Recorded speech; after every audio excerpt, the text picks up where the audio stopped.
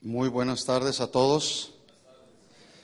Les quiero invitar que abran su Biblia en Primera de Corintios, capítulo 15.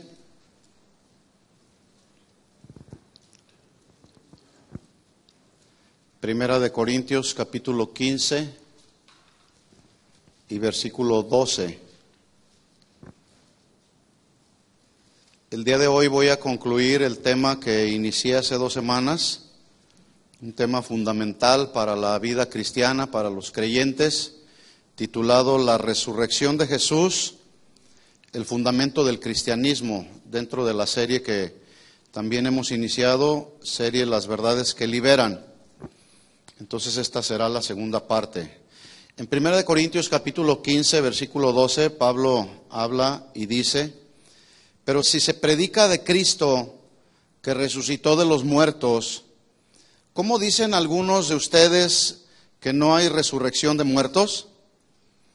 Porque si no hay resurrección de muertos, tampoco Cristo resucitó. Y si Cristo no resucitó, vana es nuestra predicación y vana es también su fe. Hasta ahí leemos. Vamos a orar. Señor, te damos gracias esta tarde por la oportunidad que nos das nuevamente de estar reunidos en tu nombre. Y es en tu nombre, Señor, que clamamos a ti y pedimos que tú nos hables al corazón. Has ministrado nuestra alma. Tenemos necesidad de tu palabra, Señor. Tu palabra es el alimento que nutre nuestra alma. Tu palabra es la que nos instruye, la que nos capacita, nos redarguye. Y pedimos que en esta tarde, en el nombre de Jesús, tú nos hables. Y háblanos, Señor, y exhórtanos si es necesario, pero que tu palabra caiga en buena tierra y en tierra fértil, Señor. Te lo pedimos en el nombre de Jesús. Amén. Amén. Bien, pues vamos a concluir pues con este mensaje, la resurrección de Jesús, el fundamento del cristianismo. Y es importante que entendamos algo que pues no es nuevo. Ya sabemos que el día de hoy mucha gente alrededor del mundo, en todas las iglesias, han sido engañados y seducidos con mensajes cargados de psicología, humanismo, emocionalismo, manipulación, mensajes que el día de hoy desde un púlpito se hablan enfocados solo en lo material. Por otro lado, algunos hablan legalismo, pero por otro libertinaje. En algunos púlpitos el día de hoy se están predicando mensajes muy enfatizando la confesión positiva. Lo que digo, eso voy a recibir. Algunos otros hacen decretos que no están plasmados en la Biblia. Y algunos otros dicen, si usted está enfermo, pues el tamaño de su enfermedad, que sea su siembra, venga y pacte con Dios y haga un pacto económico, y el etcétera, etcétera, etcétera, es muy largo, ¿sí?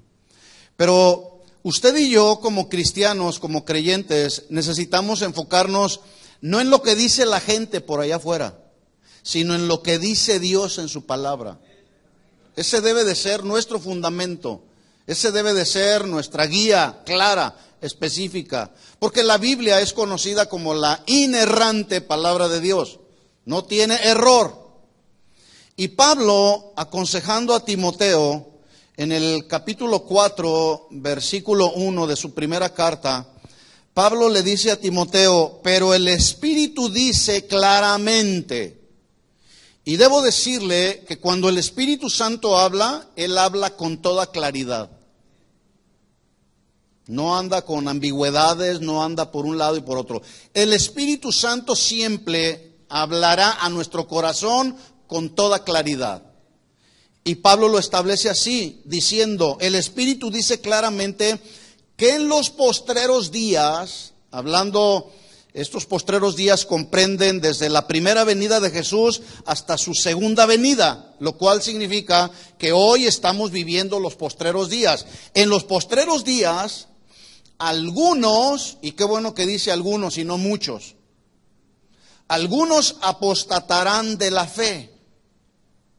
Apostatar de la fe significa renunciar al camino de la verdad, rebelarse contra el camino de la verdad, desertar del camino de la verdad, pero ese renunciar, ese desertar del camino de la verdad es voluntario, es deliberado, aún a sabiendas que ya alguien está caminando por los caminos del Señor, determina en su corazón decir no más con la vida cristiana, voy a desertar del camino. ¿Sí? Como cuando un soldado del ejército deserta del ejército. Entonces dice, algunos apostatarán de la fe del camino de la verdad. ¿Cómo apostatarán? Dice ahí, escuchando. ¿Escuchando qué? Espíritus engañadores. ¿Sí? Y doctrinas de demonios. Déjeme decirle que muchas de esas doctrinas que contienen psicología, materialismo, humanismo, emocionalismo, no son las doctrinas fundamentales que sostienen la vida de un cristiano. Porque si usted basa su vida cristiana en las emociones, pues nuestras emociones y sentimientos son muy inestables. Hay que basar nuestra vida cristiana en la verdad de la palabra. Entonces, la pregunta sería, ¿cuál es la manera de contrarrestar todo el engaño que se ha desatado alrededor del mundo y todas las mentiras y todas las falsas enseñanzas? ¿Cómo se puede contrarrestar la verdad? Conociendo la verdad, enseñando la verdad y viviendo la verdad de Dios que está establecida en su palabra. ¿Estamos de acuerdo? Bueno, hace 2 semanas que iniciamos con esta primera parte, que considero que es un tema muy importante en la vida de un cristiano, pero además no solamente es importante, sino que es el fundamento o el cimiento donde descansa el verdadero cristianismo de la Biblia. Y tengo que aclarar el verdadero cristianismo de la Biblia, porque hoy pues hay denominaciones que se precian de ser cristianas, como los cristianos bautistas, los cristianos evangelistas, los cristianos metodistas, los cristianos presbiterianos, los cristianos católicos, etcétera, etcétera. No, me estoy refiriendo a los cristianos bíblicos, al cristianismo bíblico. Y hablando de la palabra fe, cuando usted ve en la palabra fe en la Biblia, estamos hablando de un término griego que es pistis, así como se oye, que se traduce firme convicción. Yo debo tener firme convicción en la palabra, porque la palabra es veraz, es verdadera. Pero también fe se traduce segura confianza y total, absoluta en Dios. En otras palabras, ¿dónde tiene usted depositada su confianza? ¿Total y absolutamente en Dios o en alguna otra cosa? La vida de un cristiano debe de estar depositada y confiando siempre en la palabra de Dios. Por lo tanto, fe en Jesús, la palabra fe en la que los creyentes debemos caminar no es una fe ciega, como algunos afirman, dando el sentido de que pues los cristianos debemos de creer en algo por el simple hecho de que debemos creer en algo. No, esa es una apreciación equivocada. Fe, según la Biblia, en Hebreos 11:1, dice que es tener la certeza y la convicción de algo. ¿De qué? Tener la certeza y la convicción en el personaje central e histórico de las Escrituras, que se llama Jesucristo. ¿Cuántos tienen puesta su fe en Jesucristo? Bueno, ahí debemos estar, pero también fe, confianza total y absoluta en todas las evidencias que comprueban la veracidad del cristianismo. Es decir, no somos cristianos solamente por decir que somos cristianos. Hay una verdad que tenemos que encontrar en la palabra de Dios acerca del cristianismo. Dijimos que una afirmación, estoy haciendo una recapitulación para entrar en el tema, por los que no escucharon hace 2 semanas. Una afirmación, por el hecho de que alguien crea en ella, eso no significa que sea una verdad, porque puede estar basada en una mentira. Por otro lado, una afirmación no dejará de ser una verdad por el hecho de que alguien no crea en esa verdad. Si existen evidencias de esa verdad, como son testimonios, hechos comprobables, no significa que por el hecho de que alguien no crea en esa verdad, no por eso deja de ser una verdad. Por ejemplo, hay una verdad objetiva en la Biblia. La Biblia dice en Mateo 28, 18 y 19 en adelante, id y predicad el evangelio. ¿Dice así, sí o no? Esa es una verdad objetiva. El hecho de que alguien no crea en esa verdad objetiva no significa que deja de ser una verdad. porque ahí está en la Biblia, está comprobado en la Biblia. Hay que predicar el evangelio. Así que los creyentes tenemos la responsabilidad de hacer una evaluación de las evidencias que tienen que ver con las razones que respaldan las verdades en las que creemos. ¿Por qué cree usted en el cristianismo?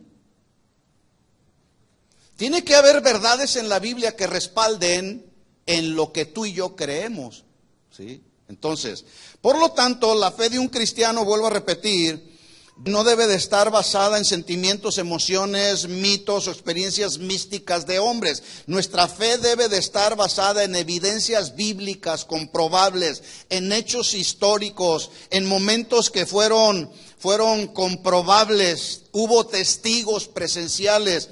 Por ejemplo, muchos de los personajes de la Biblia, como Pedro, predicaron de las verdades del evangelio porque creían en ellas, porque tenían prueba confiable de que Jesús era el Cristo, el Hijo del Dios Altísimo. Pablo predicó, el tremendo Pablo que escribió casi 3/4 partes del Nuevo Testamento. Lucas escribió el Evangelio haciendo una narración clara de los hechos del Maestro.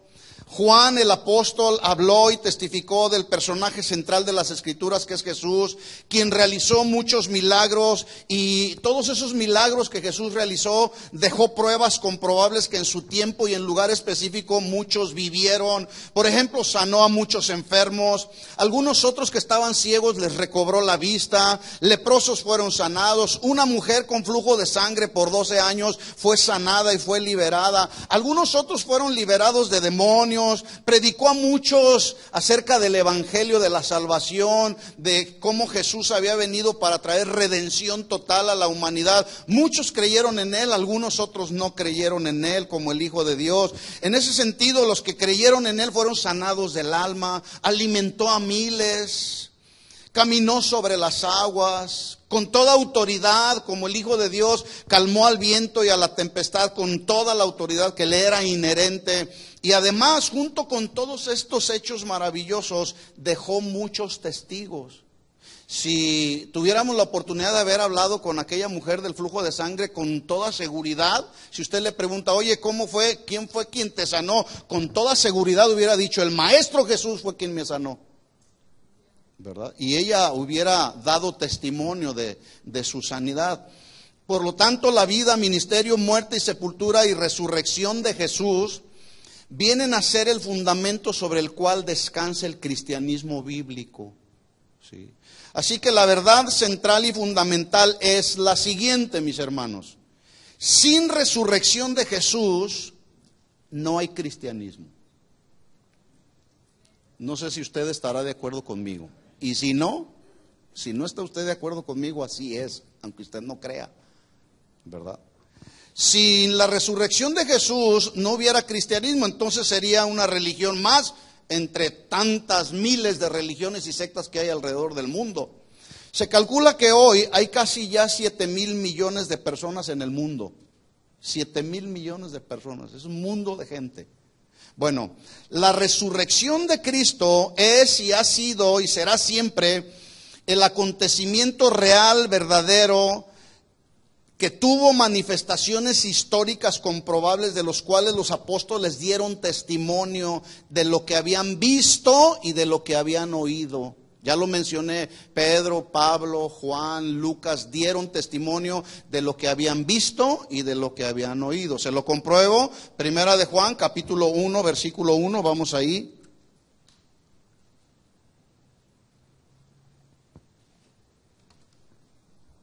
Primera de Juan, capítulo 1, versículo 1. ¿Ya lo tiene?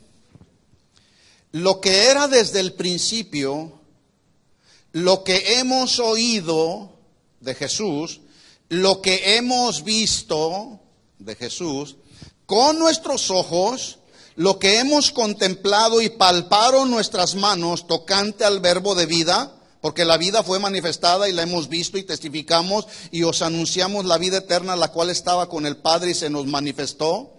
Versículo 3. Lo que hemos visto y oído, eso anunciamos, para que también vosotros tengáis comunión con nosotros, y nuestra comunión verdaderamente es con el Padre y con su Hijo Jesucristo. Bueno, para todos los que creemos en y estamos fundamentando nuestra vida cristiana en la muerte, sepultura y resurrección de Jesús, para todos los que creemos que somos hijos de Dios, ahí está fundamentado nuestro cristianismo, en la muerte, sepultura y resurrección de Jesús. Pero por otro lado también debemos entender que de esos casi 7,000 millones de personas que hay en el mundo, hay otros tantos millones de personas para los cuales la resurrección de Jesús les ha venido a parecer uno de los mayores engaños religiosos y una de las historias más malas y perversas que a alguien se le haya podido ocurrir. Eso es lo que ellos piensan. ¿Cuántos creen en la resurrección de Jesús? Bueno, así como usted cree, y lo cree porque la Biblia lo establece, hay miles de personas alrededor del mundo que no creen que Jesús resucitó. Pero el hecho de que ellos no crean no significa que por esa razón Jesús no resucitó, ¿verdad? Sin embargo, entonces, independientemente de lo que esa gente crea, la realidad es que todas las religiones que existen en el mundo, que son miles, de todas ellas, escuche esto, solamente el cristianismo proclama, declara y cree que su fundador, el cual es Jesucristo, vive y vivirá por los siglos de los siglos. Y la iglesia dice, amén. ¿Por qué vive y vivirá por los siglos de los siglos? Porque el Padre lo exaltó. Dice la Biblia que siendo el Hijo de Dios, le dio un nombre que es sobre todo nombre, para que en el nombre de Jesús se doble toda rodilla de los que están en el cielo, en la tierra y debajo de la tierra. Y en esa exaltación que el Padre le dio a Jesús, en esa exaltación está fundamentada nuestra vida cristiana, debe de estar fundamentada nuestra vida cristiana, como el Hijo de Dios, que fue exaltado. Y si el Padre lo exaltó, ¿cómo no deberíamos nosotros de exaltarlo a Él? Y gozarnos con Él, y expresarle lo que sentimos de Él cuando estamos en medio de la alabanza y estamos cantando, porque la palabra de Dios dice que de la abundancia del corazón, ¿qué? Habla la boca, pero también de la abundancia del corazón canta la boca y expresa. Es triste y es lamentable cómo hay momentos de alabanza, de adoración, donde la presencia de Dios está tan palpable y algunos están durmiendo. Cuando ese Cristo que fue crucificado nos merece toda nuestra alabanza y toda nuestra honra y toda nuestra gloria, para que podamos expresarle a Él lo que hay aquí en nuestro corazón, ¿sí? Bueno, solamente el cristianismo declara que Jesús vive y vivirá por los siglos de los siglos. ¿Por qué? Porque ese Jesús de la Biblia no quedó clavado en una cruz. ¿O sí? No quedó clavado en una cruz, escuche esto, tampoco quedó sepultado en una tumba maloliente. Dice la Biblia, usted lo puede ver ahí, llegaron las mujeres a buscar el cuerpo de Jesús y no encontraron nada. ¿Por qué? Porque Jesús prometió y dijo que iba a resucitar y al tercer día lo cumplió. La tumba está vacía. Encontraron que esa tumba estaba vacía y hay evidencias hoy por hoy que son comprobables de que Jesús resucitó al tercer día como lo había prometido, mis hermanos. En la historia de la humanidad ha habido personajes muy conocidos que han sobresalido por sus grandes obras, por sus grandes proezas a favor de toda la humanidad, pero murieron y sus restos quedaron ahí en una tumba. Por ejemplo, Abraham, quien fuera uno de los padres del judaísmo, murió en el año 1900 antes de Cristo y nunca nadie ha dicho que Abraham resucitó. ¿Ha escuchado? Abraham resucitó. Jamás, sus restos quedaron ahí en una tumba. Pablo, el gran apóstol Pablo a los gentiles, que escribió la mayor parte de lo que está escrito en el Nuevo Testamento, murió entre los años 54 y 68 después de Cristo, bajo el gobierno del emperador Nerón, el gobierno romano. Nerón, quien era su líder, murió de una forma muy violenta. El apóstol Pablo fue martirizado cruelmente y finalmente fue decapitado. Le cortaron la cabeza. Pero escuche esto, sus restos quedaron en una tumba y nunca hasta el día de hoy nadie ha dicho que Pablo resucitó? ¿Verdad que no? Lo mismo sucedió con la Madre Teresa de Calcuta, quien fue una mujer que sirvió a los enfermos de lepra, a miles de personas desamparadas alrededor del mundo. Esta mujer murió y quedaron sus restos ahí en una tumba. Y nunca jamás hasta el día de hoy nadie ha dicho que la Madre Teresa haya resucitado. Lo mismo sucedió con Buda, quien murió en el año 500 antes de Cristo, y antes de eso, en uno de sus libros, él escribió lo siguiente. Buda, él dijo: voy a morir con esa muerte total en la que nada queda atrás. No sé nada, absolutamente nada de lo que voy a encontrar después, por lo tanto, les aconsejo que busquen la verdad. Él no conocía la verdad. Él predicaba su propia verdad. ¿Sí? Bueno, aún a pesar de que Buda murió, sus restos quedaron ahí y nadie ha dicho que Buda resucitó. ¿Verdad que no? Lo mismo sucedió con Mahoma, el fundador del Islam. Él murió en el año 632 después de Cristo, a los 61 años de edad. Y uno de sus más fieles discípulos dijo lo siguiente: cualquiera que diga que Mahoma murió, lo descuartizaré porque él resucitará.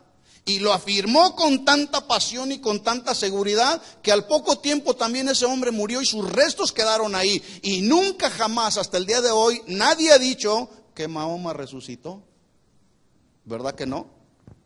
Bueno, ya pasaron más de 1500 años y hasta hoy nadie ha dicho que Mahoma resucitó. Bueno, tan contundente es el testimonio de la resurrección de Jesús que ya lo sabemos y lo acabo de mencionar. Dividió la historia de la humanidad en antes y después de Cristo. Nadie dice antes o después de Pablo, ni antes o después de Buda o de Mahoma, ¿sí? Entonces, cuando vamos a la Biblia, vemos que Jesús fue el único que dijo con la autoridad del Hijo de Dios en Juan 11:25, yo se lo leo. Él dijo con toda autoridad: yo soy la resurrección y la vida. Qué palabras de autoridad, ¿eh? Él dijo: yo soy la resurrección y la vida. El que cree en mí, aunque esté muerto, vivirá. ¿Cuántos han resucitado en Cristo? Bueno, es que vivíamos muertos en nuestros delitos y pecados. Pero por su gracia y por su misericordia, Él nos hizo nacer de nuevo. Él nos resucitó. Y quien está en Cristo es una nueva criatura. Las cosas viejas pasaron, he aquí todas son hechas nuevas. Y damos gracias a Dios porque el Señor nos ha resucitado a una nueva vida. Sí. Por lo tanto, la resurrección de Cristo viene a ser la base fundamental y la más grande evidencia de veracidad del cristianismo. Por eso hay que confiar en lo que dice la Biblia. Sin la resurrección de Cristo, mis hermanos, seríamos como cualquiera otra falsa y engañosa religión, como son los mormones, los testigos de Jehová, los Hare Krishna, y no se diga los de Pare de Sufrir, que se la viven engañando a la gente, manipulando a la gente. Venga y usted va a parar de sufrir. Yo pregunto, ¿la gente para de sufrir de un sufrimiento en el alma? No. Les dan solamente paliativos, ¿sí? O calmantes, ¿verdad? Pero el verdadero pecado que está aquí en el alma, Pare de Sufrir no lo puede quitar, solamente Jesús. Solamente la sangre de Cristo, mis hermanos. ¿Sí? Sin la resurrección de Jesucristo, nuestra vida en Cristo, escuchen esto, mis hermanos. Si Cristo no hubiera resucitado, nuestra vida cristiana sería toda una falsedad. Todo el tiempo que usted lleva viviendo la vida cristiana sería una mentira. Yo voy a cumplir ya 31 años caminando con el Señor. Bueno, si Cristo no hubiera resucitado, 31 años perdidos, diciendo que soy cristiano. ¿Sí? ¿Cuántos años llevas en el Señor? 8 años, tiempo perdido. Según los que dicen que el cristianismo es una de las falsas religiones, ¿verdad? Entonces, sin la resurrección de Cristo, nuestra vida cristiana sería toda una falsedad. Ahora, si Jesús no hubiera resucitado, pues no tendría tampoco ningún sentido predicar el Evangelio, que contiene los 3 elementos esenciales del Evangelio, que es la muerte, sepultura y resurrección de Cristo. ¿Cuántos predican el Evangelio, por cierto? Debemos predicar el evangelio, y ese evangelio debe de contener estos tres elementos esenciales: la muerte, la sepultura, pero también la resurrección de Cristo, ¿verdad?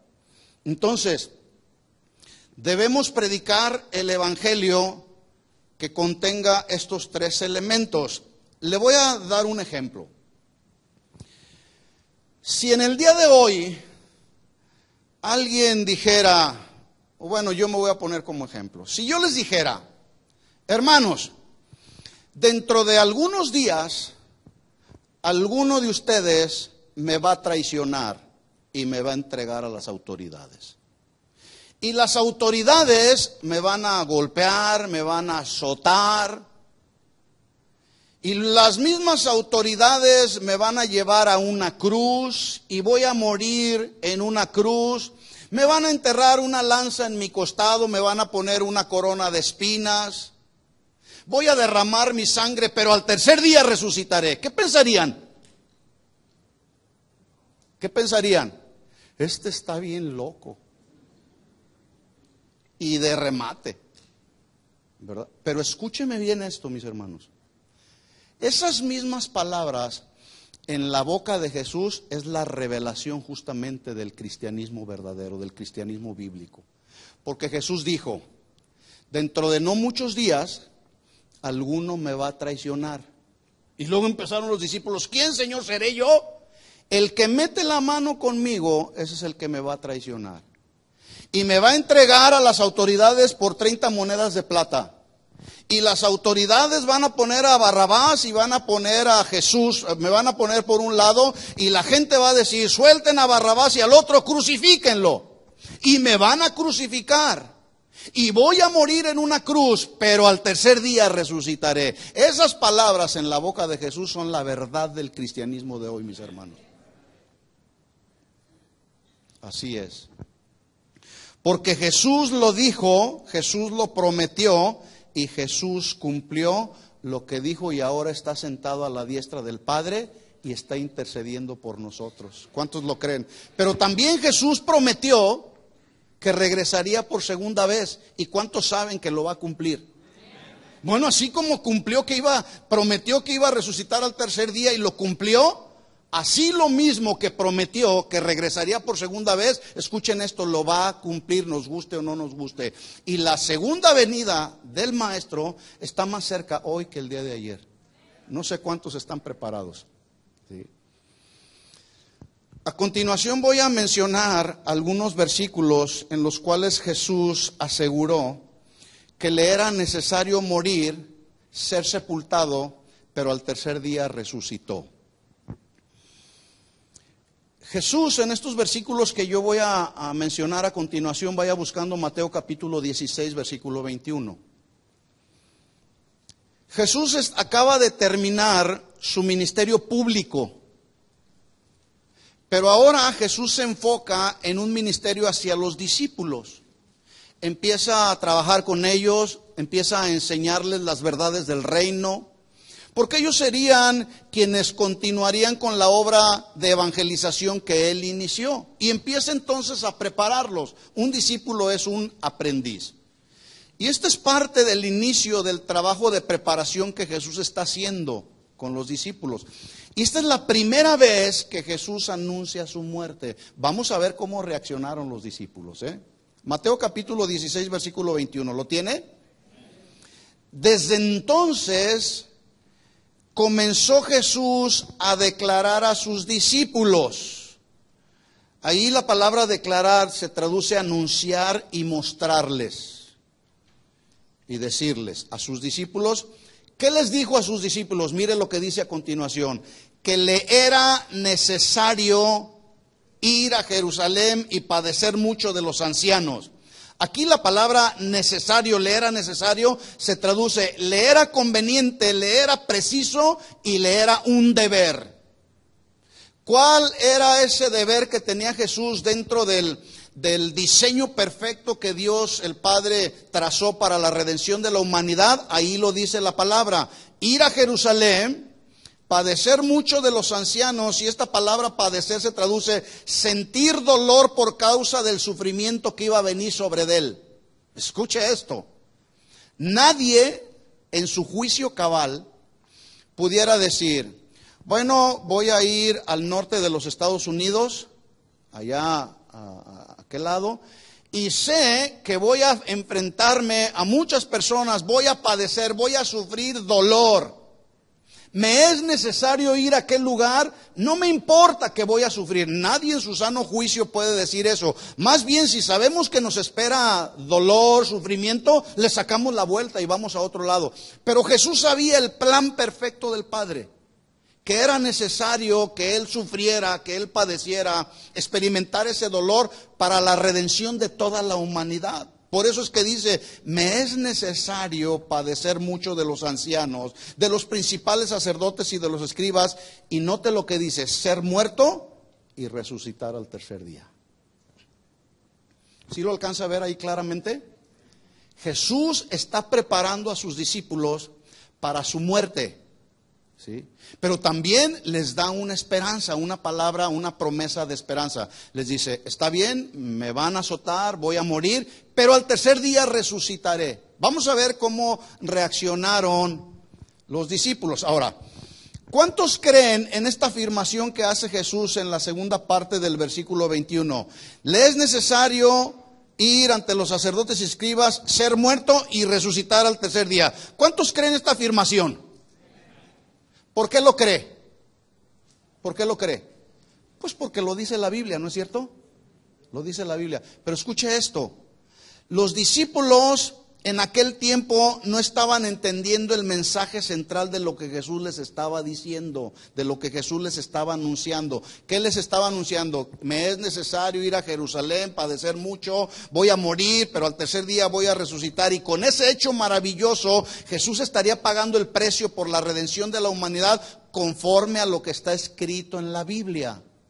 Pero ellos no estaban entendiendo el mensaje. Mire las palabras de un Pedro en proceso de madurez. En otras palabras, era un Pedro bien inmaduro todavía, estaba muy verde, como decimos en México. Todavía no había madurado. Es como cuando nosotros iniciamos la vida cristiana, iniciamos y hay muchas cosas, palabras, asuntos que no conocemos. Pero en la medida que vamos caminando con el Señor y vamos creciendo y conociendo la palabra, vamos madurando. Es increíble que hay personas que tienen 10 o 20 años en el cristianismo y se siguen comportando como inmaduros. Eso hay que dejarlo para un recién nacido, ¿no es cierto? Bueno, Pedro estaba en el proceso de ser un discípulo de Jesús para la tarea que le sería asignada. Y vamos a ver que una vez que Jesús anuncia su muerte, mire la reacción de Pedro, versículo 22. Entonces Pedro, tomándolo aparte, comenzó a reconvenirle diciendo, Señor, ten compasión de ti, en ninguna manera te acontezca esto. La versión Palabra de Dios para Todos de este versículo dice así, entonces Pedro lo llevó aparte, y escuchen lo que dice, en lugar de reconvenirle, le dice, comenzó a reprenderlo. Se oye bien ahí las palabras de Pedro, Señor, en ninguna manera te acontezca esto. Se oye piadoso. Pero escucha esto, Pedro no estaba entendiendo el mensaje central de Jesús. Pedro no estaba entendiendo que era necesario que Cristo muriera para la redención de toda la humanidad. Hoy sigue sucediendo lo mismo, algunos no creen en la resurrección de Cristo. Entonces podemos leer, dice Pedro, lo llevó aparte y comenzó a reprenderlo. ¿Alguien sabe lo que significa la palabra reconvenir? Bueno, se lo voy a decir. La palabra reconvenir significa imponerse sobre. Estaba tratando, yo quiero que ponga en perspectiva esto. Pedro estaba tratando de imponerse por encima de la voluntad del Padre. ¿Era la voluntad del Padre que Cristo muriera, sí o no? Bueno, Pedro al reconvenirles estaba tratando de imponer. Pero también significa amonestar, censurar y prohibir. Entonces podemos leer de la siguiente manera. Pedro lo toma aparte a Jesús y comienza a imponerse sobre de él. Y luego comienza a amonestarlo, a censurarlo y a prohibirle que en ninguna manera eso le sucediera.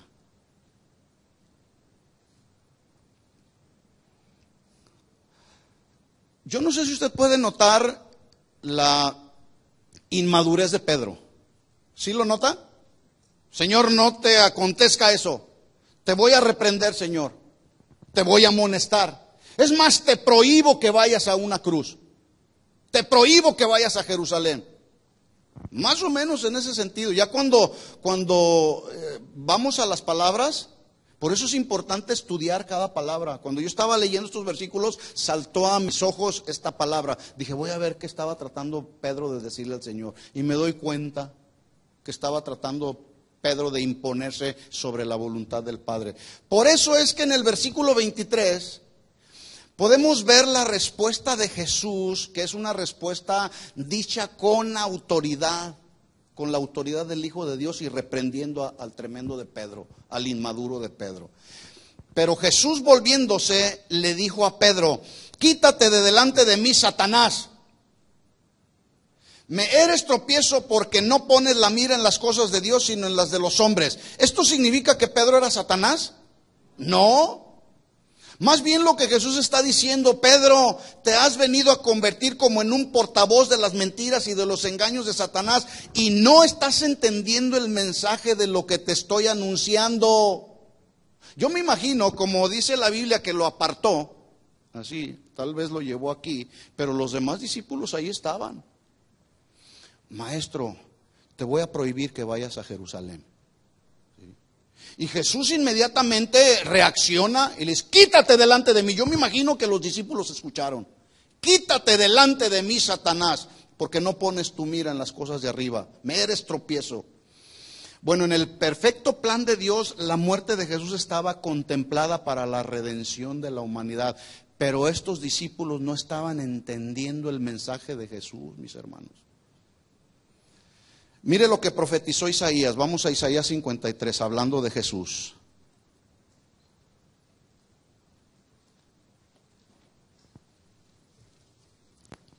Isaías 53, versículo 10. Usted puede leer todo el capítulo 53 y se va a dar cuenta de la obra profética. O sea, Isaías está profetizando de lo que haría Jesús para la redención de la humanidad, miles de años antes. Pero particularmente quiero resaltar el versículo 10.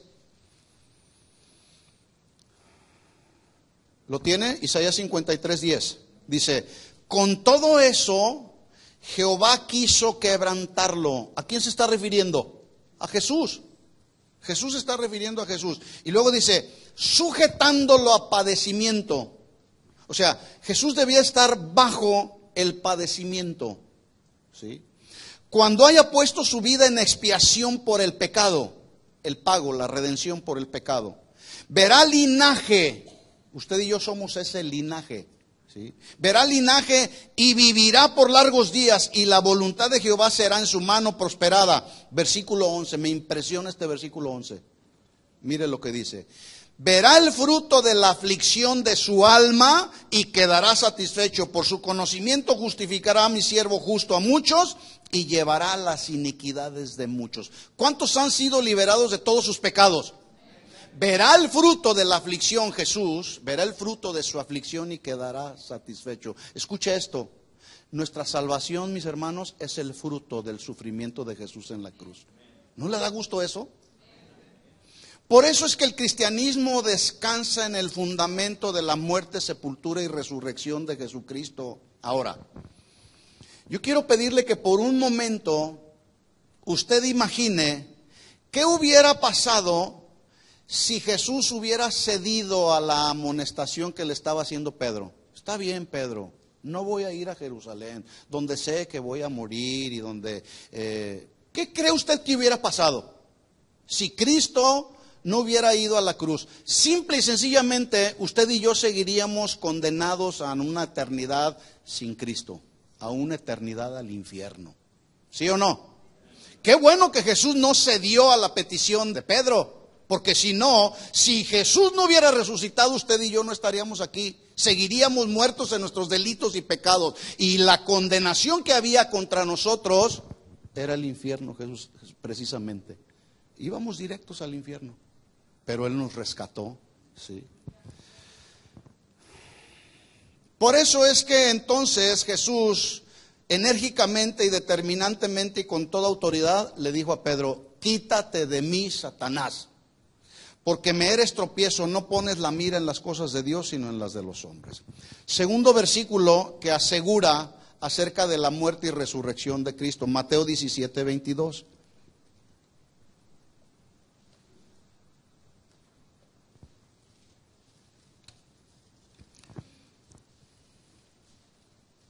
La primera vez que Jesús anuncia su muerte, los discípulos, principalmente Pedro, no estaban entendiendo el mensaje. Vemos ahí la reacción inmadura de Pedro.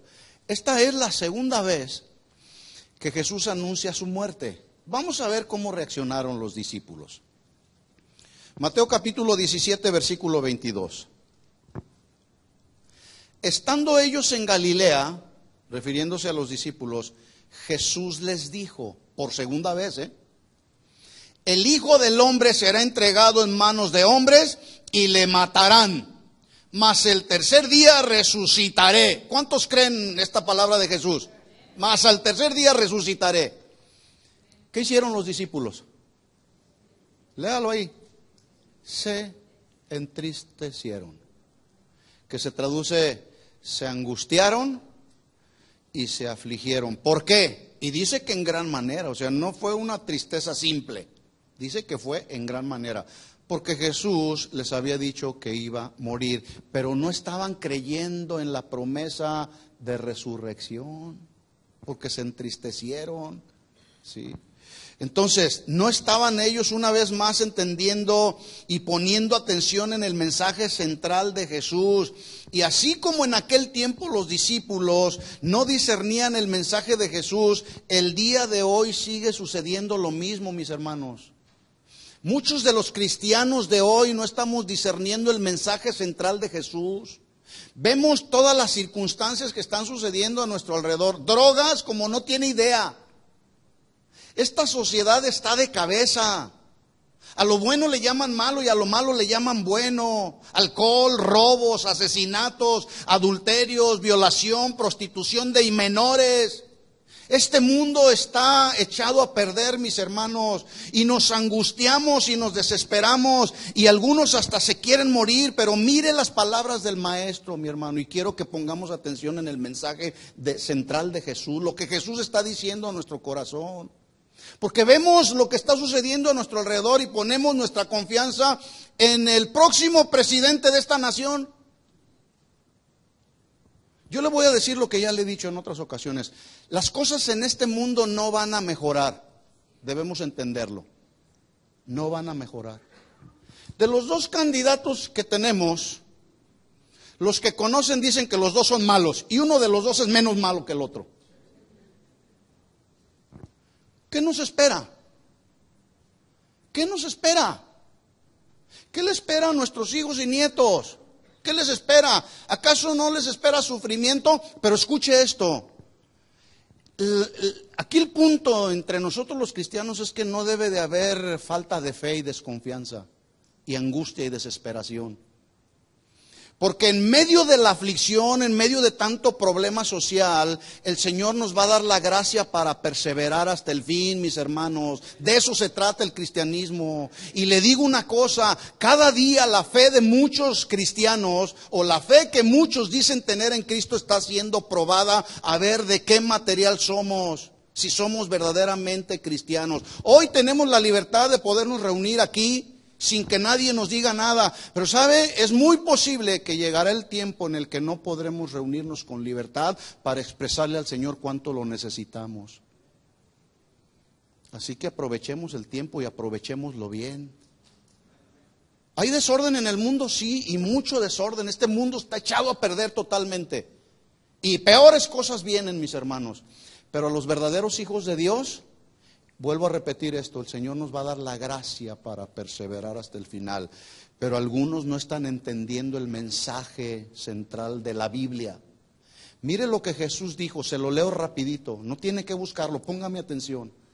Juan capítulo 14, versículo 1 dice lo siguiente, Jesús está hablando, son palabras, es el mensaje central de Jesús.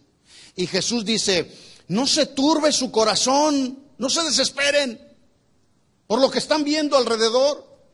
¿Creen en Dios? ¿Cuántos creen en Dios? ¿Por qué crees en Dios?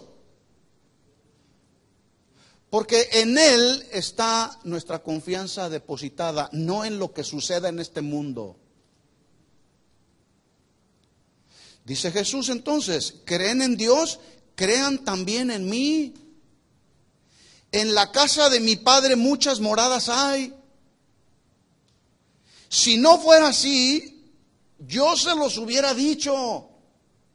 ¿Cuántos saben que Jesús nos dice siempre la verdad? Bueno, si no fuera así, Jesús nos hubiera dicho, ¿saben que se van a morir aquí en sus delitos y pecados? Así que a ver qué hacen. Pero Él está hablando.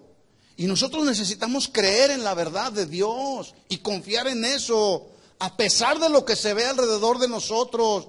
En la casa de mi Padre muchas moradas hay. Si no fuera así, yo se los hubiera dicho, voy pues a preparar lugar para ustedes. ¿Cuántos creen esta palabra? Algunos no lo creen. Yo quiero estar allá con Él porque no solamente Jesús está a la diestra del Padre intercediendo por nosotros. ¿Alcanza a ver usted la razón y el propósito por el cual Jesús tenía que resucitar? ¿O por qué resucitó? Para ir y estar a la diestra del Padre intercediendo por nosotros, pero también para prepararnos una morada, mis hermanos. Yo quiero estar con Él.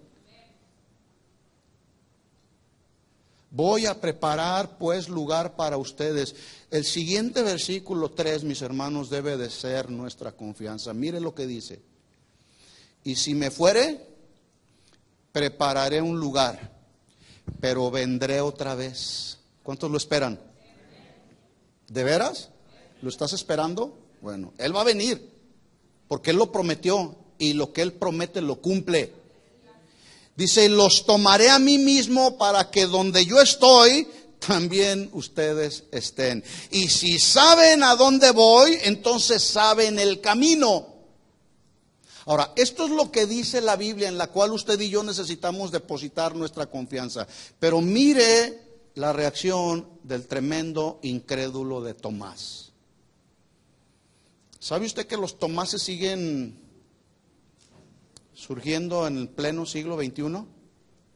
Mire la expresión de Tomás. Tomás le dijo, Señor, no sabemos a dónde vas, ¿cómo pues podemos saber el camino? Tomás ya tenía algún tiempo caminando con el Señor.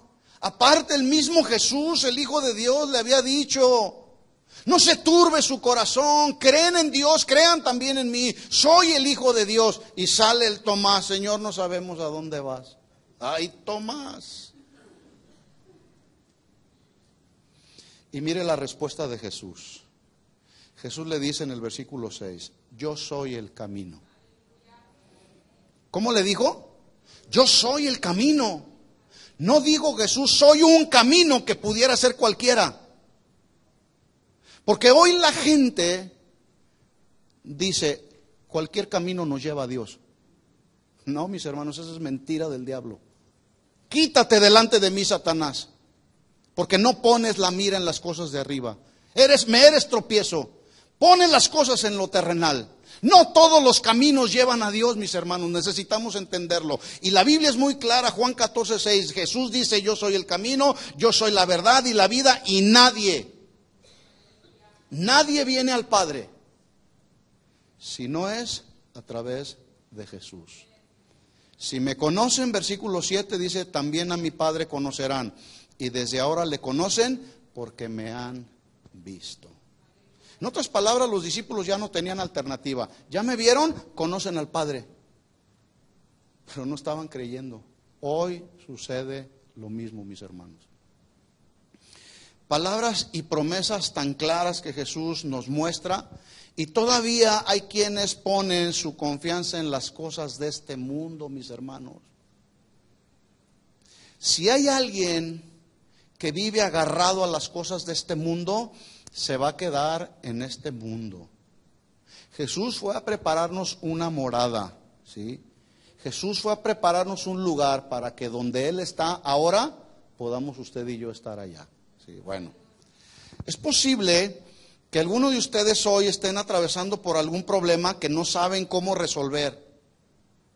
Posiblemente ese problema les ha traído aflicción, dolor, angustia, desesperación. Pero escuchen esto, a veces no nos centramos en el mensaje que Jesús está hablando a través de su palabra. No creemos en las promesas de Jesús. Ponemos más nuestro énfasis en el problema. Y decimos, ¿qué problema tan tremendo tengo? Es imposible resolverlo. Sí, es imposible para el ser humano, pero es posible para Dios. Porque Él es Dios todopoderoso. Él es un Dios omnipotente. Él está presente en todo lugar. Él es Dios que todo lo conoce, que todo lo sabe. Conoce nuestro pasado, nuestro presente y nuestro futuro. A Dios no se le puede escapar nada. Y si nuestra vida está en la mano de Dios, entonces estamos seguros, mis hermanos. Por eso debemos depositar nuestra confianza en Él, pero algunos no estamos entendiendo lo que Jesús dice en su palabra. Jesús dijo en Juan 16:33, estas cosas les he hablado para que en mí tengáis paz. Ahora, cuando Jesús dice en el capítulo 16, versículo 33 del Evangelio de Juan, estas cosas les he hablado, es un mismo discurso que viene Jesús predicando desde el capítulo 9. Donde Él mismo habló de sí mismo diciendo, yo soy el buen pastor y el buen pastor su vida da por las ovejas.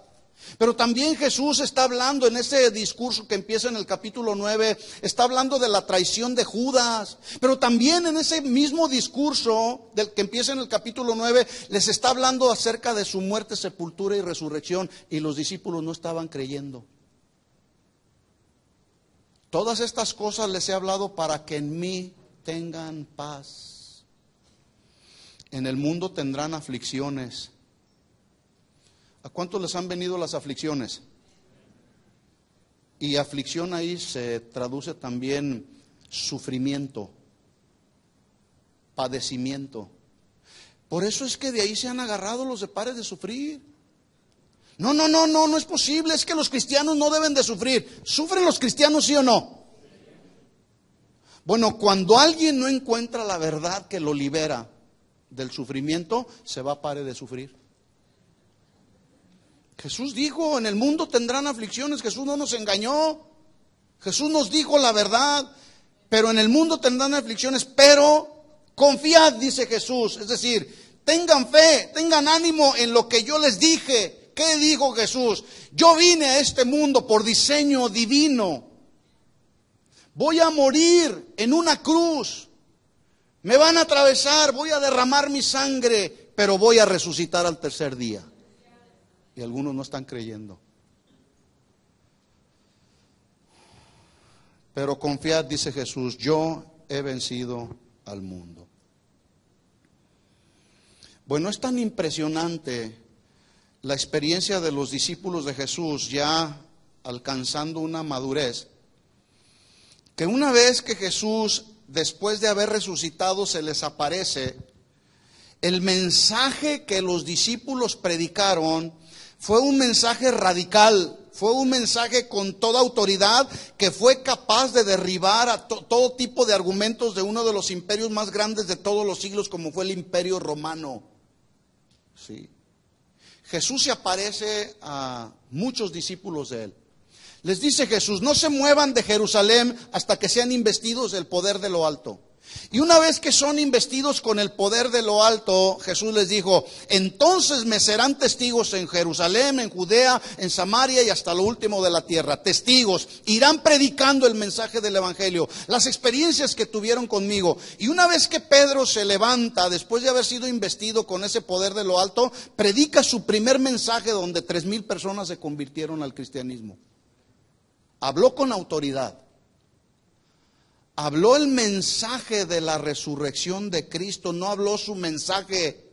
Habló acerca de la crucifixión, de la resurrección de Jesús. Estos vinieron a ser la clave de la exaltación de Jesús por encima de todo, como el único Rey de reyes y Señor de señores, a quien se le debe toda la gloria y toda la honra por los siglos de los siglos. A ese Jesús, mis hermanos. De ese Jesús predicó Pedro ahí en su primer sermón. Y tan fuerte fue el mensaje de Pedro, que dice la Biblia en Hechos 2:36. Mire lo que dice Pedro, predicándoles a los que seguían el mensaje. Dice Pedro en 2:36 de Hechos: sepa pues ciertísimamente toda la casa de Israel. Esa palabra ciertísimamente significa que no les quepa la menor duda. Sepa pues ciertísimamente, seguramente toda la casa de Israel, que a este Jesús a quien ustedes crucificaron, Dios lo ha hecho Señor y Cristo. Escuchen esto, mis hermanos. Este mensaje que Pedro está predicando es un mensaje que los estaba acusando a todos aquellos que, estando Barrabás de un lado y Jesús del otro, dijeron: entréganos a Barrabás. Y algunos otros dijeron: y aquel Jesús, crucifícale, crucifícale. Entonces Pedro les está diciendo: a ese Jesús que ustedes crucificaron, Dios lo ha hecho Señor y el verdadero ungido de Dios. Ese es el mensaje que Pedro predicó. ¿Sí? Y una vez que Pedro predica esto, dice el versículo 37, al oír esto, les vino una convicción impresionante. Al oír esto se compungieron de corazón. Esta palabra compungir tiene varias traducciones. Se traduce afligirse, acongojarse, contristarse, pero también significa perforar hasta atravesar y agitar violentamente. En otras palabras, el mensaje que Pedro predicó aquel día atravesó y sacudió tan fuertemente el corazón de aquellos que estaban ahí, que al punto de que produjo una profunda aflicción, congoja. Y miren la pregunta que surgió del corazón de estos que estaban escuchando el mensaje de Pedro. Está bien, hemos escuchado el mensaje, ¿ahora qué vamos a hacer? ¿Qué haremos pues? Varones, ¿qué haremos? ¿Y qué les contesta Pedro? Vengan y pacten. Hoy se predica un mensaje del Evangelio para todos aquellos que no conocen del Señor, y en lugar de ofrecerles el arrepentimiento de sus pecados para salvación eterna por gracia y por fe, les dicen: vengan y pacten por su salvación. Depositen una ofrenda económica. Eso dijo Pedro. Varones hermanos, ¿qué haremos? Y Pedro contestó y dijo: arrepiéntanse y bautícese cada uno de ustedes en el nombre de Jesucristo para perdón de los pecados, y recibiréis el don del Espíritu Santo. Sí. Bueno, la experiencia de haber visto a Jesús crucificado y luego resucitado produjo en el corazón de estos hombres convicción para predicar la palabra con autoridad, con libertad, con arrojo, con valentía, con claridad, llamando al pecado por su nombre, mis hermanos. No les importaba que su vida estaba en riesgo. Hoy la gente dice: no les hables de la palabra pecado porque los vas a frustrar. Cuando allá en el mundo, en las escuelas y en las universidades, a nuestros jóvenes les están hablando con toda la claridad, ¿sí? Y les dicen: tienes derecho a elegir cuál es tu sexualidad, no hay ningún problema. Bueno, a todos aquellos que hacen caso y eligen una sexualidad que no es la que deben de tener, porque Dios no hizo a nadie imperfecto. Adán lo hizo Adán y a Eva la hizo Eva. Pero hoy la sociedad que está echada a perder, la mentalidad de la sociedad es: tienes derecho a elegir tu sexualidad. Bueno, a esos que siendo hombres eligen ser mujeres, se van a ir al infierno si no se arrepienten. No le digas que se vaya al infierno, no lo vayas a asustar, no. Que luego después no llega a la iglesia. Según eso, hay iglesias el día de hoy que se han amoldado y presentan un evangelio, ¿sí?, según muy moderno, metiendo el mundo a la iglesia, presentando a un Jesús muy humano, cuando Jesús es el Hijo de Dios, es el Rey de Reyes y Señor de Señores, que no admite comparación alguna, mis hermanos. Y si alguien anda viviendo en pecado y no se arrepiente, se va a ir al infierno. Esa es la verdad de la Biblia. No lo digo yo, lo dice la Biblia. Pero la gente el día de hoy, no les hables tan fuerte el mensaje. Déjeme decirle que el mensaje de Pedro no era un mensaje halagador, No era un mensaje que la gente de aquel tiempo, los judíos de aquel tiempo y los gentiles, no era un mensaje que les cayó bien a su oído, Los estaba acusando, ustedes crucificaron al maestro y lo crucificaron. Y no se arrepienten, se van a ir al infierno. Estoy parafraseando solamente.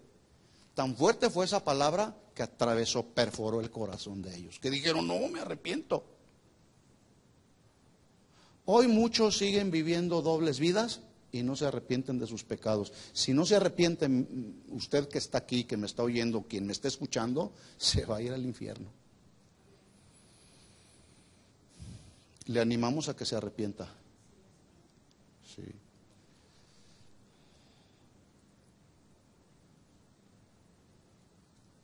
Escuchen esto, mis hermanos. Si cuando somos expuestos a la palabra del Señor y somos confrontados con la palabra para proceder al arrepentimiento y no nos arrepentimos, estamos menospreciando el sacrificio de Jesús en la cruz y no somos dignos de llamarnos cristianos. Es más, hay quienes el día de hoy se llaman cristianos porque según eso dicen que es la moda ser cristiano. ¿Quién sabe qué clase de cristianos serán?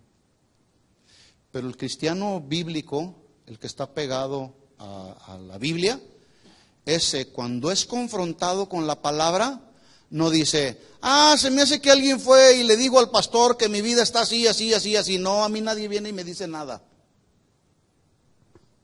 Porque la palabra tiene ese potencial para confrontarnos, para redarguirnos, para instruirnos.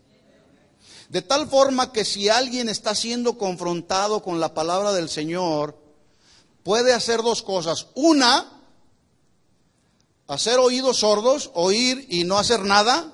O dos, atender a la instrucción que se le está dando y arrepentirse de los pecados. Y decir, Señor, yo sé que me estás hablando, perdóname, me voy a arrepentir de mis pecados. Por eso el cristianismo de hoy, mis hermanos, está tan ligero, está tan light,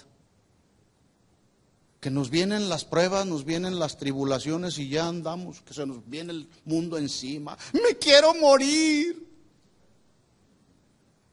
Escuchen esto, mis hermanos, si te quieres morir, pídele a Dios. Pero si quieres vivir para seguirlo conociendo, también pídele a Dios y Él se va a dar a conocer a tu vida, como Él es. Ahora, Dios no está para cumplir caprichitos de nadie, ya sabían eso, ¿verdad? Él nos da la vida y Él nos la quita cuando Él quiere. Lo que a veces no entendemos es que el dolor, las aflicciones, la tribulación están diseñadas para formar el carácter de Cristo en nosotros. ¿Cristo sufrió? ¿Y entonces qué nos hace suponer que nosotros no? Dice Isaías 53, 10 y 11, y vio el fruto de su aflicción y quedó satisfecho. Nosotros somos el fruto de su aflicción, mis hermanos. No sé cuántos le dan gracias a Dios, pero yo vivo eternamente agradecido con el Señor por su sacrificio. En el capítulo 4 del mismo libro de los Hechos, los mismos cristianos de aquel tiempo que vieron a ese Jesús resucitado, dice la Biblia en Hechos 4:33 que con gran poder los apóstoles daban testimonio de la resurrección del Señor Jesús y abundantemente gracia era sobre de ellos.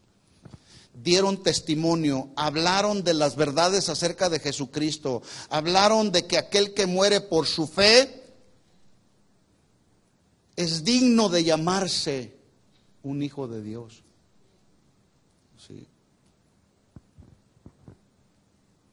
A lo mejor usted dirá, es que sufro tanto, tengo tantos problemas. Yo le pregunto, ¿usted cree estar sufriendo más que lo que sufrió Jesús en la cruz?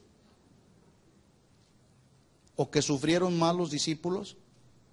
A mí me impresiona cuando yo veo cómo murieron los discípulos de Jesús y muchos de los mártires que hay en la historia del cristianismo. Yo me impresiono, yo digo, ¿de qué material estaban hechos estos hombres? ¿Qué había ahí en lo profundo del corazón de ellos? ¿Sabe lo que había? Había convicción y había certeza de las verdades del Evangelio, porque eran verdades comprobables acerca de la persona central del Evangelio que se llama Jesús. Ellos lo conocieron, ellos lo vivieron. Hoy nos viene una persecución como aquella y muchos vamos a apostatar de la fe. O habrá muchos que apostatarían de la fe. Pero muchos también van a permanecer por la causa de Cristo. Mire cómo murieron algunos de los discípulos de Jesús, a ver si sufrieron, a ver si usted está sufriendo más que ellos. Y escuche esto, ellos murieron por la causa de Cristo, por la predicación del Evangelio. ¿Cómo murió Esteban? ¿Cómo? Apedreado. ¿Por qué murió apedreado? ¿Porque no lo querían? Por predicar el Evangelio. Y lo predicó con poder y lo predicó con autoridad y lo predicó hablándole al pecado como era el pecado. Arrepiéntanse de sus pecados. Y lo mataron apedreado en su primer mensaje. No tuvo oportunidad de predicar otro. Mire cómo murió Jacobo. Dice la Biblia que Jacobo era hijo de Zebedeo. Este Jacobo, para que usted tenga una referencia, fue parte del círculo más íntimo de Jesús. Este Jacobo fue aquel que estuvo con Jesús cuando se transfiguró. ¿Se acuerda de la transfiguración? ¿Quiénes estaban ahí junto con Jesús? Pedro, Jacobo y Juan. Ese es el Jacobo. Bueno, este Jacobo murió en el año 44 después de Cristo. ¿Sabe usted cómo murió? Decapitado. Le cortaron la cabeza. ¿Por qué cree que se la cortaron? Por predicar el Evangelio. El cristianismo de aquel tiempo, mis hermanos, no es como el cristianismo de hoy. Ser cristiano en aquel tiempo, en los primeros 4 o 5 siglos, era verdaderamente un reto y un desafío, que usted y yo no lo tenemos ahora. Y ahorita en medio de una pruebita ya nos andamos derritiendo. ¡Ay, cuánto sufro! Aquellos eran perseguidos, eran golpeados, eran azotados y no les importaba ni su vida misma. Si a ti te toman por predicar el Evangelio y te dicen te vamos a apedrear, ¿estarías dispuesto a morir apedreado? Nomás un amén.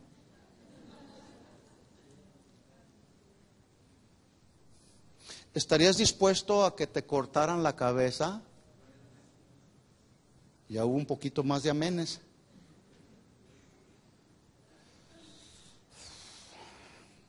Felipe, otro de los discípulos de Jesús, murió crucificado. La crucifixión, la muerte por medio de crucifixión era de las muertes más indignas que había en aquel tiempo.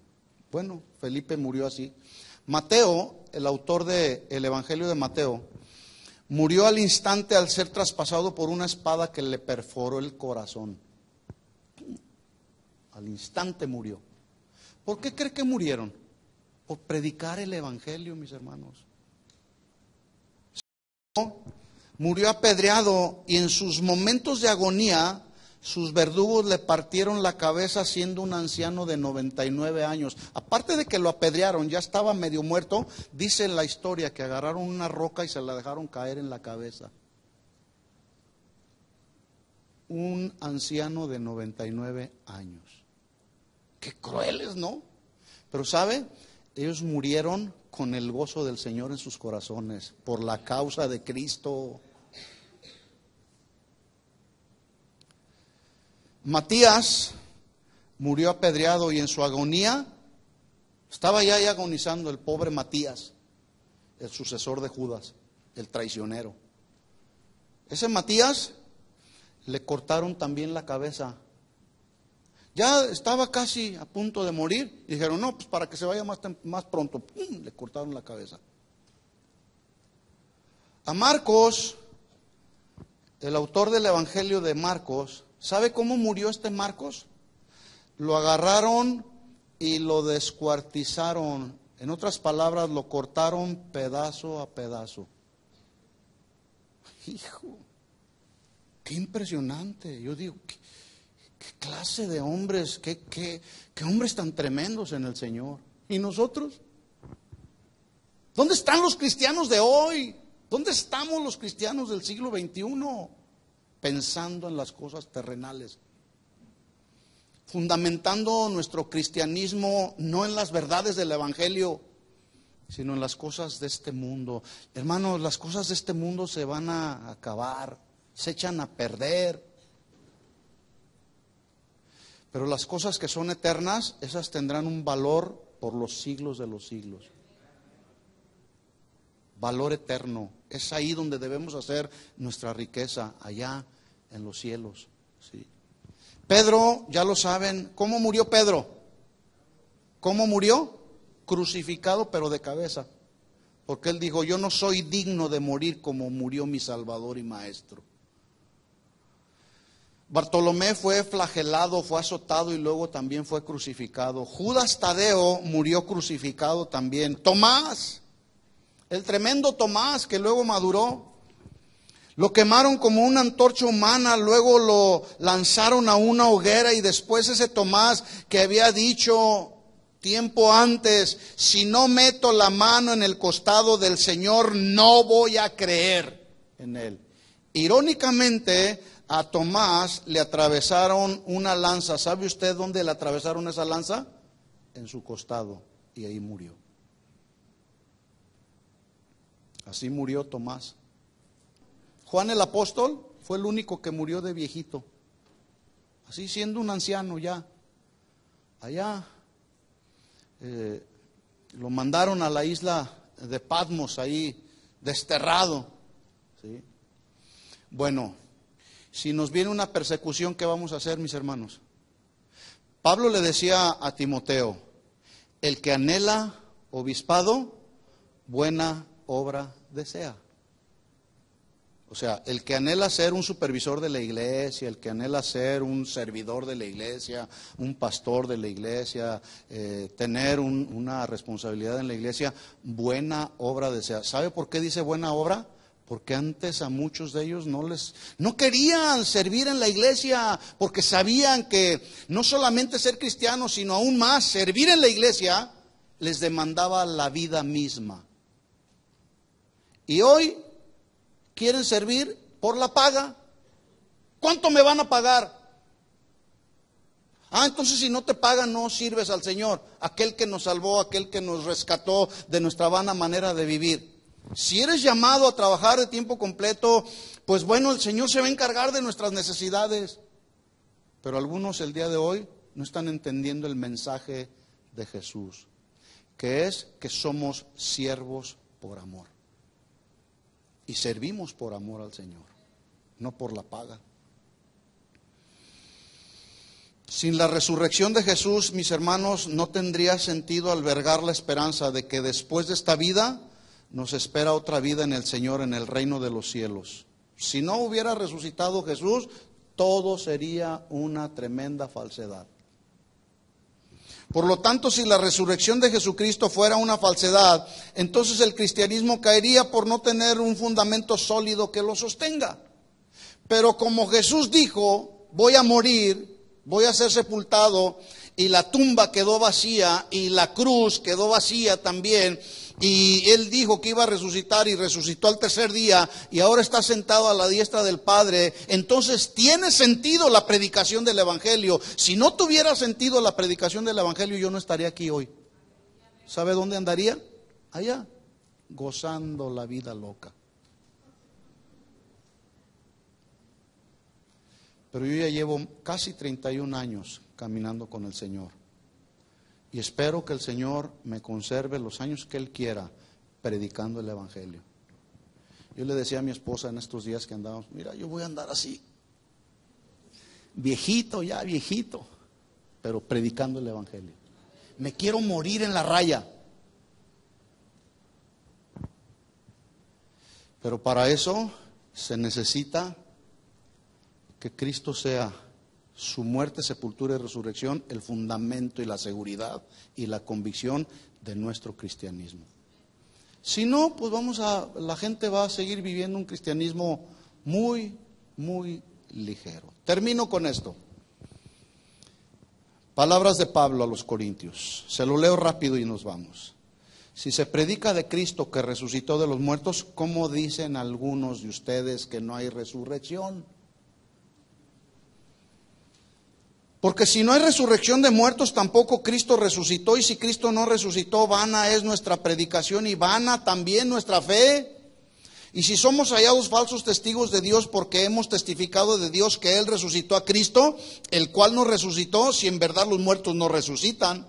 Porque si los muertos no resucitan, pues tampoco Cristo resucitó. Y si Cristo no resucitó, vuestra fe es vana y aún estamos muertos en nuestros delitos y pecados. ¿Cristo resucitó, sí o no?